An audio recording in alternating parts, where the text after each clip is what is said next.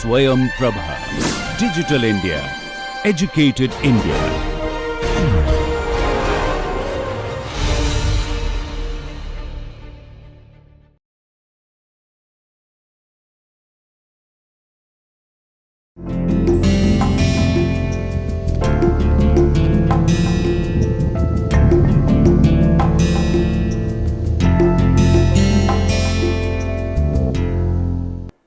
Hello, I am Jayanto Chatterjee from IIT Kanpur and we are discussing management of new products and services. Our topic for today will be managing new products in large organizations, which means over this session and the next couple of sessions, I will be discussing with you that how as product manager, how as a champion of a new product, you should manage and strategize inside a large organizations, and how your strategies will be different if you are actually championing a new product as part of a startup or in a small organization. So, understanding in the larger context therefore of the organization, you should be able to manage the new product in a better way. So, all large organizations today are very interested in new products. So, product managers, new product managers are very much in demand today in large organizations, because today all organizations are going through turbulent times and they all need new products. It has become almost the lifeblood of most organizations, because only through new products and services they can ensure growth. And remember that sometimes these new products can be a radically new product, or sometimes they can be new to the organization but not new to the world, or it can be a new product that is adding to an exist. So, it is an enhancement or augmentation, that means an incremental innovation rather than a radical innovation. These various types of innovations, and which innovation is more appropriate at what stage of the technology life cycle and the product life cycle, we have discussed in an earlier session. So, fostering innovation, ideas, information and relationships. I have introduced just now some new points, that information and relationships. These relationships relate to the way you operate within an organization, your relationships with your other colleagues, as well as relationships sometimes with external network partners will be important elements of success. So, normally it is the performance gap, that is the disparity between existing and desired product capabilities, that will drive the need for a new product. So, many times therefore in large organizations the initial drive is for actually an incremental product, so that the market performance can improve. So, if we actually put it together as a model for the model of innovation sequence for new product design and development, you can actually look at this. So, on one side we have environmental forces, that means the global competition, regulatory changes. So, sometimes your pollution level has to be brought down, or your the life cycle assessment wise your product may have to be modified, because there are new standards which insist on recyclability or reusability or safe disposal and so on. So, just for that example, for example, many perfumes no longer can use some chemicals which were earlier part of the fluoride based things that were actually on which the perfume molecules were spread. So, now actually therefore you need to bring in, or sometimes people are now insisting on non-alcoholic perfumes and deodorants and so on. So, these are regulatory changes or changes in health awareness the changes in consumers' preferences that actually often drive these environmental forces, drive need of new products. And sometimes it can be driven, very often it can be driven by internal forces. That means new goals, need of new growth, need of more cash, need of better cash flow to balance the lumpy cash flows of large products.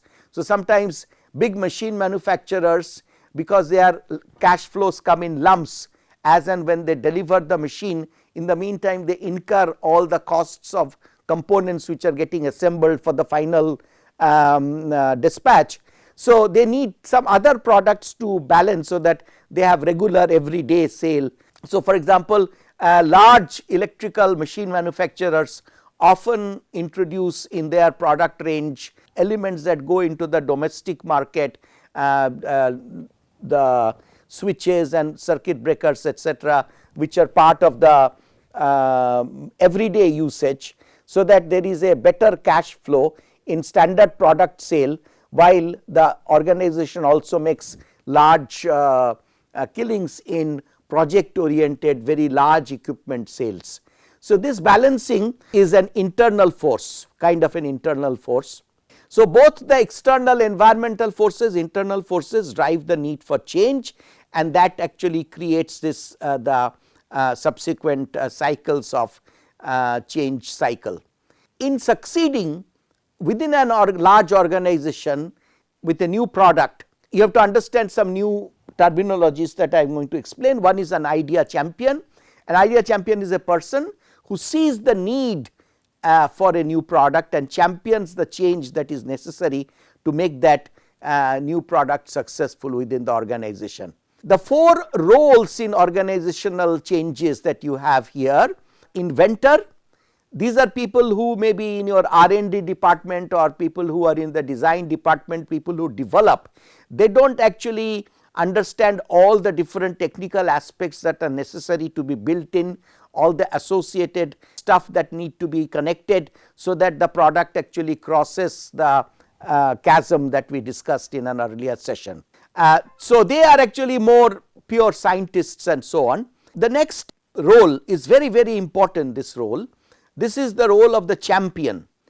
This person normally will be quite adept. He believes in the idea developed by an inventor. So normally the champion bridges between the scientist and the engineer and the management, higher level management, because the champion can actually visualize the benefit. Usually these people are kind of, they can see the bigger picture, and they can then confront the organization with realities of cost, benefit, and they can actually manage all the politics that is there inside the organization, so that the inventor or the developer can get the necessary financial support to take their idea forward. And then of course you need the high level management sponsor who will support the champion, and so that the inventor can actually get all the resources and the product can see its the light of the day. And then there is a positive role of a constructive critic, because that person will bring the reality test, that person. So usually you should embrace the constructive critics rather than trying to oppose them or being defensive against them.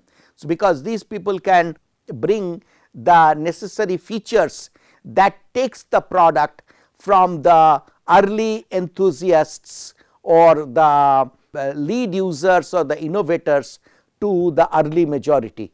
To win the early majority in the product life cycle after launch, you should listen to your internal critics, the constructive criticism, very well. The new venture team is often actually in large organization, these people are spun off as a separate entity, so that they are not burdened by the different rules, regulations, and different heritage, all the bureaucracy, and so they are usually given a separate unit so that they can be freer.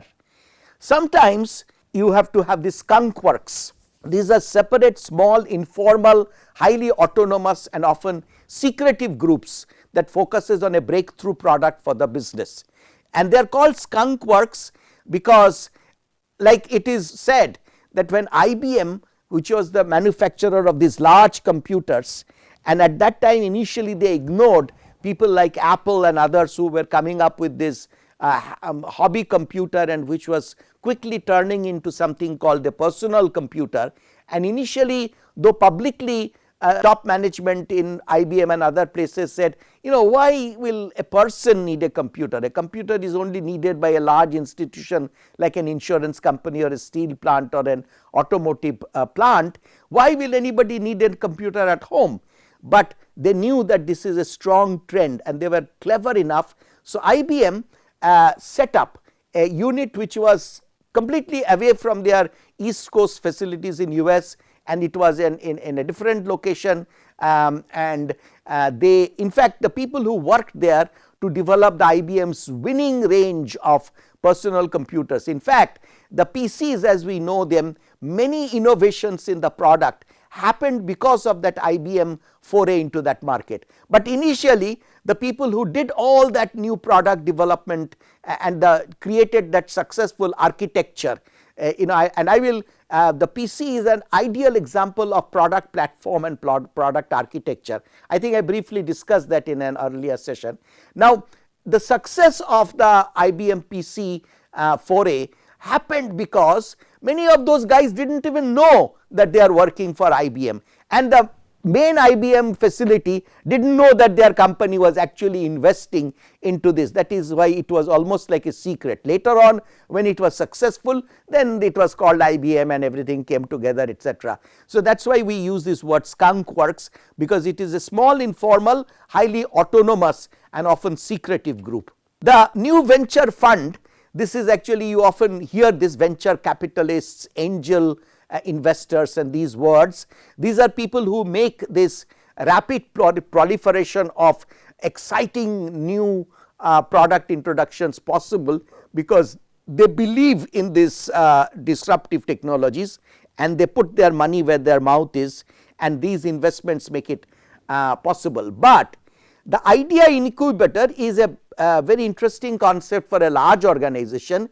Many large organizations today create this venture fund within the organization and manage good ideas promoted inside the organization by champion inventors, and support them with a fund and incubate them. That means shield, they nurture them well so that they are protected from all the politics and bureaucracy of the organization. So that is why they are called idea incubators. And even then, often actually organizations find this open innovation is a very powerful concept that has become very popular around the world over the last 10 years.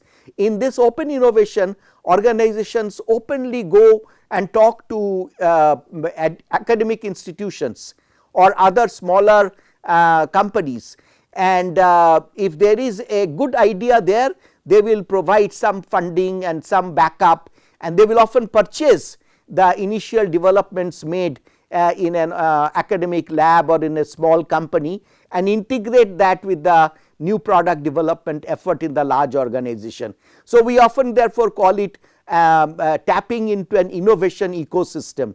A very popular way of tapping into this open innovation is by organizing competitions. So you put a big amount of money and say, okay, I am looking for brilliant ideas in this particular domain, and that way organizations often actually get hold of very important developments which within their organization, because of the structural inertia, might not have happened, and then they acquire this through various ways, through joint ventures, licensing agreements and other alliances. To conclude this discussion about new product development within a large organization, I would like to point out that there are some vested interests and resistance to change which as a new product manager you should be aware of, and they are not people who are malignant, but they are people who are they fear their personal loss, and they have lack of understanding or trust of this new thing they are coming. They are not prepared to adapt, they are not good learners. So, the uncertainty is not liked by them, so they will resist the change. So, you have to carefully create the confidence that it is not actually meant to harm that person personally, and encourage people who actually will embrace and celebrate the pro changers rather than the no changers. And sometimes if you actually it is good to look at what we call this force field analysis, introduced by Levin, who is actually a guru of change management, and he said actually you take the change, on one side you stack as vectors the driving forces, things that are necessary to driving the need for this particular change, and parallelly recognize the restraining forces and barriers. If you do this sort of force field, that means what is driving the need of the change and what is opposing the need of the change, sometimes your ideas will become clearer, your strategy will become clearer. I will end with this slide because I am going to introduce another powerful concept used in large organizations called the stage gate method, and the stage gate method is actually a good way of managing this horizontal linkage. You see here, the new technology needs to be linked with the manufacturing department, that is a research department, manufacturing department, marketing department, other channel partners and other partners on the market side.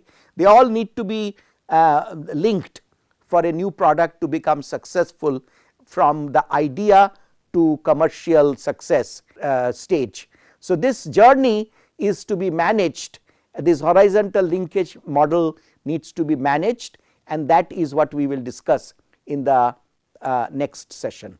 Thank you.